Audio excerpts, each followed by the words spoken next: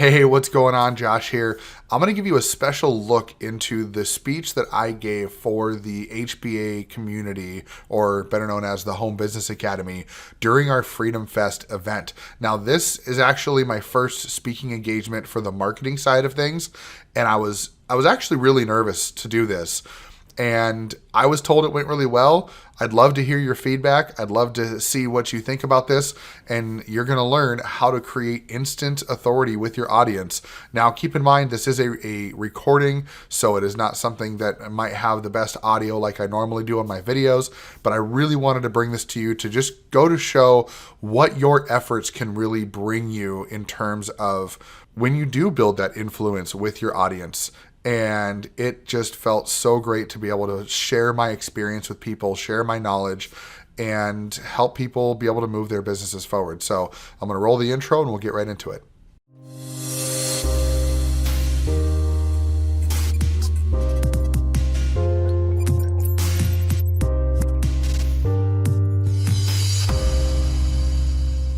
This individual came into our community some time ago, and I instantly noticed another law of success manifesting in this person. And that law of success is initiative and leadership. And I've mentioned this to this wonderful gentleman, this man that I'm proud to call a friend. And it is so nice to read about great ideas in books and then see them manifesting in people and the world around you. And this is a guy that is constantly serving in our community. He's constantly raising his hand, sharing, adding value, answering questions, helping people. In fact, I remember when we have in the HBA, we have a support option for people who might want technical support, one-on-one technical support. It's just an added value that we noticed people wanted. As you know, we don't have a huge operating budget, because we pay out 80% commissions. And so we thought, well, what if someone in the community, we wonder if there might be someone in the community who might want to, earn a little extra money and do that. And so we had some people volunteer, and that worked well for a while. And then there came a time where there was no one else to do it. And we threw it out. Anyone else, would anyone else like to do this? And this individual, even though he works a full-time profession, he's very successful in his career. He's a family man. He's got kids. He's got a wife, and he's building a business and growing his influence on the internet, all of those things. And he said, I will do it, because he had a desire to serve people and serve the community. So without any further ado, let me bring to the stage Mr. Josh Schonert. Welcome, Josh. Yes, buddy. Great introduction. Can everybody hear me okay? All good? Awesome. So as Paul said, my name is Josh Schonert. I've been around Home Business Academy. I've known Paul and Mike for a little over a year now. And like, Paul said, when I got into the community, the first thing I noticed right away was the laws of success that were happening, and how everybody has their own way to kind of show their influence, show their authority. And so before I get into what I'm going to talk about, a little bit about me. So I call myself a lifetime entrepreneur, because when I was a young kid, I started out mowing lawns around the neighborhood. So making a little money doing that. I did. So back in the day, Pokemon cards were still a thing when I was a kid. So I sold Pokemon cards. We traded, did all that. Pogs, if anybody remembers Pogs.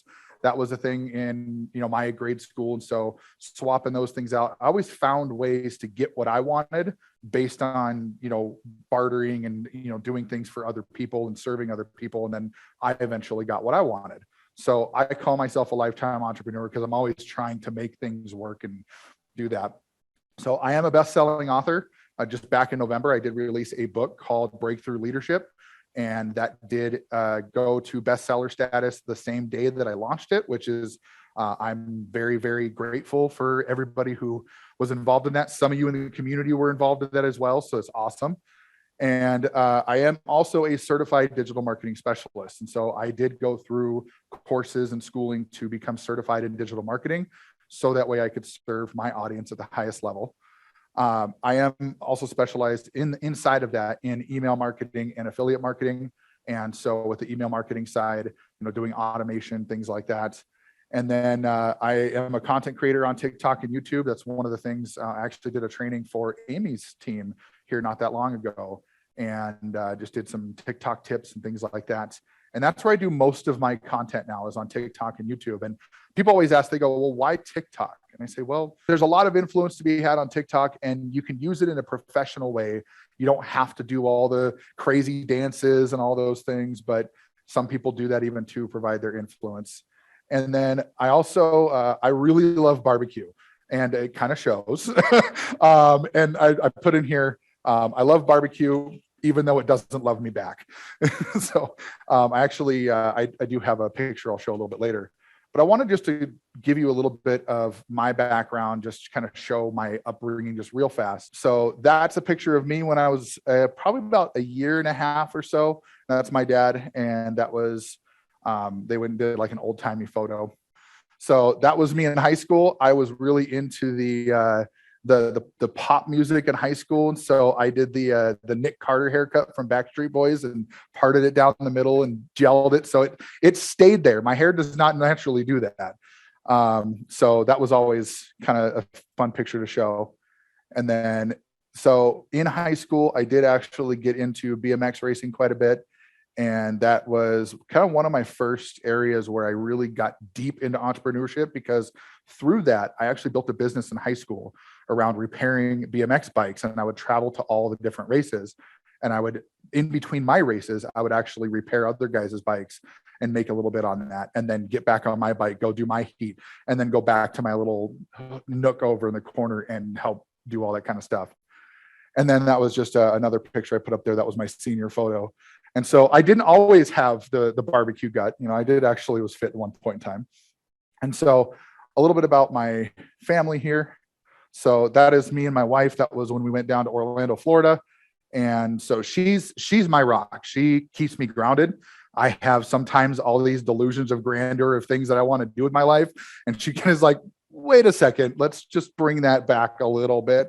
So she's the one that keeps me grounded. She's the main number one reason why I do what I do. That is my youngest. That is Owen. He is 5 years old right now. He'll be 6 in April. And he is our little fireball. He is all over the place. But he's also 5. So energy is overabundance in that point. And then that's my oldest and me out golfing. And so that was something that's we love to do together. And then that's a picture of us. It's the most recent picture of us.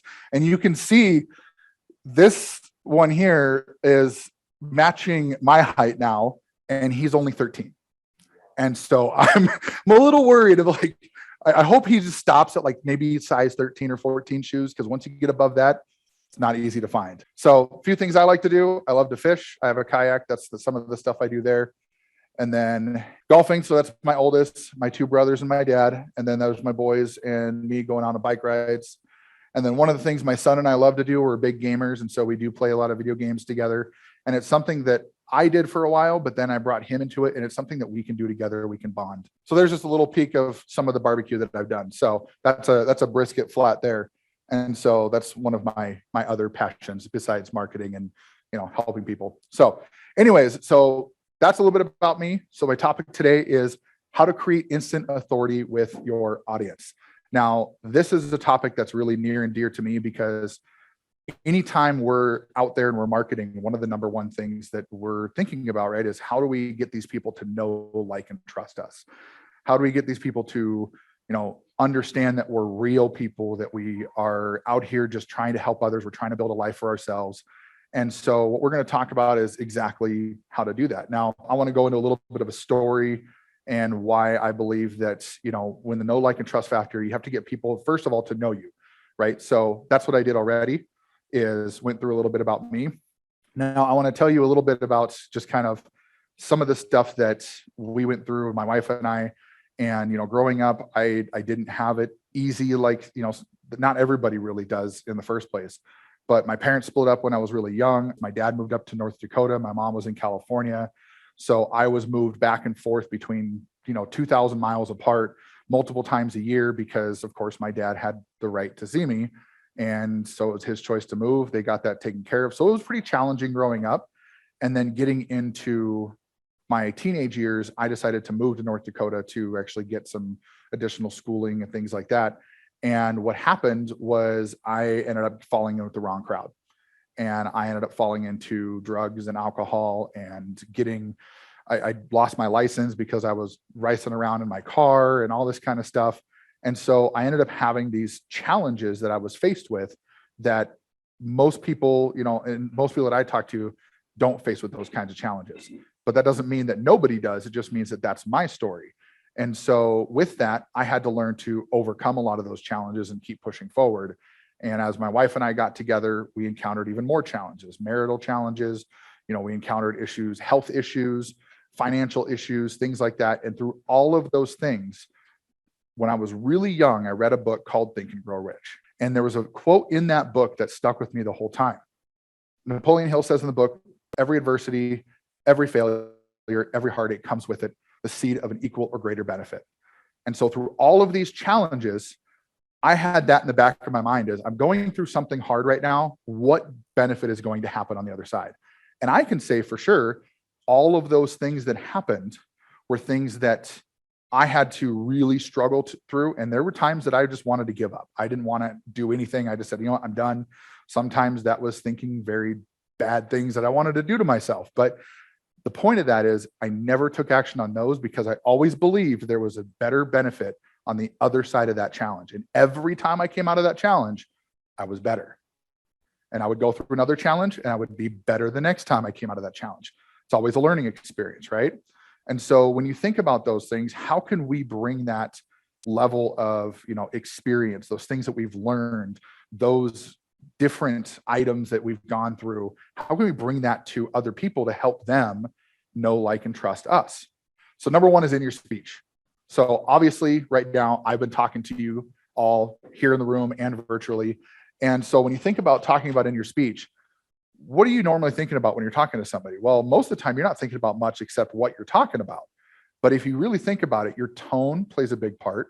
Your inflection, how you're actually speaking to someone. If you're speaking like monotone and you're not having any inflection in your voice, it sounds kind of boring. So you use your inflection to emphasize certain things, to accentuate certain things. So if you want someone to learn about the challenges that you've gone through, you can emphasize on those challenges and people will start listening to those power words that you're using. Another thing is positivity. I could have talked about all those things I went through. It's like, yeah, my life sucked. So move on. Okay. Like that's not going to go anywhere. That's not going to do anything. So you have to have some positivity to it. What did those challenges bring me? They brought me a lot of experience that I can bring to the table. So another way that you can do it is in your actions. So another thing is body language. Having an open posture when you're actually talking to somebody is going to be a little bit better than sitting up here like this and your arms are crossed or your hands are in your pockets or you're kind of fiddling with yourself. But having an open posture where you're welcoming the other people to listen into what you're saying and you're kind of, almost throwing your positivity out there. That's a big thing too. And then gestures, facial expressions. Obviously, you don't want to be making weird, nasty faces at people when you're talking to them. And then another one is in your leadership. So this is a big one for me. I'm big into leadership. I love John C. Maxwell. I love listening to all of his stuff. And when you think about like how you hold yourself, your values, your mission, your purpose, your goals, what does that mean to you? And how can you convey that to who you're talking to? So if you can convey those things appropriately, you're going to easily start to build that know, like, and trust factor. And really in here, this is where you start building that trust factor when you start talking about your mission and your purpose. And one of the quotes that I love that John Maxwell does is he says, leadership is spelled EXAMPLE. You lead by example. If you're just telling people to do something, it can fall on deaf ears. But if you're doing exactly what you're practicing, then you're going to have a little bit better response. So how does that translate into the marketing world? Well, first, you're going to look at video. Now, that's one of my favorites, so I put it first, but that doesn't have to be your favorite. And so YouTube videos, long form content, you can be able to connect with your audience, be able to, get a lot of information out there. Some people like shorter videos, 10 minutes or so. Some people like longer videos, but that's just kind of, it's up to your preference. TikTok and other short form video. So big thing right now is YouTube Shorts, Instagram Reels, Facebook Reels, TikTok. That's where you can get quick points across, where people like to see maybe like part 1, part 2, part 3 of a video or things like that. And then Facebook, Instagram, Twitter, they all have live functions. So does YouTube and others, but most people don't go live on YouTube and things like that as much. So, there's that as well. But that's for video. As far as written word, you can do it in blog posts, right? You can do it in long form social media posts. You can even write a book. And that's one of the things that I will say helped me greatly is there were people that read my book that didn't know a lot of the details about my story and just kind of things that happened. And the amount of people that came back and said, wow, I didn't know that you went through all those things. And it was like, well, I guess I don't remember who all I tell about these things, but that's another way that I started to gain more influence and started landing other speaking engagements, like with mental health organizations and things like that. And then also you have audio. So hosting a podcast, that's a great one to be able to build that authority with your audience. Faceless videos. So if you don't like having your face on video, do pictures and do like a slideshow like this, and then just do a voiceover while you're doing that.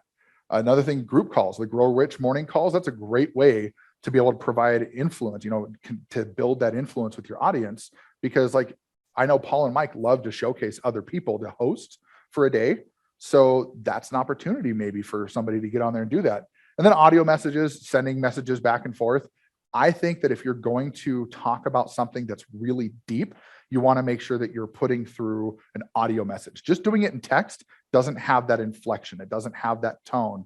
So sometimes it can be misread and somebody might think you're speaking at them instead of talking with them. So that's another example there as well. So the idea is to put yourself in a position where you can build that know, like, and trust factor, right?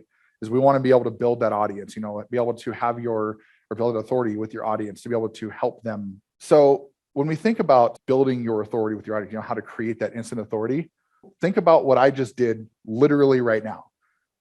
I introduced myself. I told you a story about that I've gone through some shiitake. I described how I gained that experience by going through multiple challenges and coming out in the end, believing that there's going to be something better on the other side, and then discussed where you can do that with your audience as well. So here's some of the things that started happening after building that influence with my audience. I became a leader, started helping others. I put that into a book, which was a bestseller on launch day. I showed people that even someone who's been through a lot can still actually make something of themselves. Just because you've been through a lot of hard challenges doesn't mean that you're less worthy than somebody who hasn't gone through as much. If anything, it makes you more worthy, in my opinion, because you've gone through things that stretched you and built you and grew you further. And most people can't say that about themselves. And then I just show up every day, even when I don't feel like it. There's plenty of times where those masterminds come around and I'd rather sit on the couch with my kids and just sit there and not do anything. But I know that if I show up consistently, there's maybe one other person in the community that's looking for me to be there every week. Maybe that's someone that I brought in, maybe that's somebody else in the community, but otherwise that's really the big thing, is showing up every day is what makes it count. And that, again, you build that instant authority because you're showing people that you're committed. So maybe if they don't feel as committed, but they see you doing it, that can help bring them up as well. I think that honestly, the biggest thing with building authority is you just have to do it. Right? It's not going to happen. You don't put a blog post out and then all of a sudden a ton of people show up and go, wow, you're an amazing person. You have to be consistent. You have to be intentional. You have to understand your audience a little bit as well. But I hope that was helpful. And I will now bring up Paul or Mike to transition to the next person. Thanks, everybody.